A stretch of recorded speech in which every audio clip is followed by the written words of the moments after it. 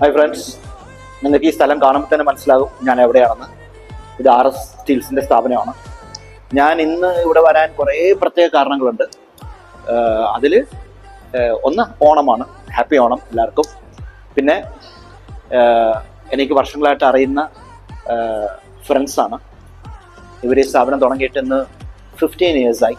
So 15th anniversary ആണ്. അതിനൊരു best wishes.